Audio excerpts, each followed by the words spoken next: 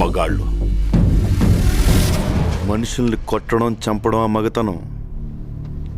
అది రాతి యుగం నాటి మగతనం. దానికెందుకు దమ్ము ధైర్యం? పగోండు కూడా ప్రేమగా దగ్గర తీసుకోవడమే అసలైన మగతనం.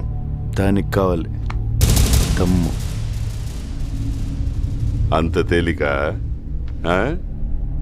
ట్రై చేస్తావా? రేయ్, మాటలతో అయిపోయింది రా ఇటు మగతనం. రమ్మంటే గుండె ధైర్యం రెండూ జారిపోయినరా.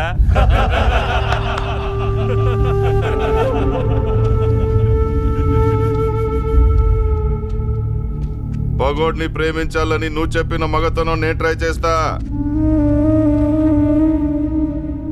కానీ నేను చెప్పిన మగతనం నువ్వు ట్రై చేస్తేనే.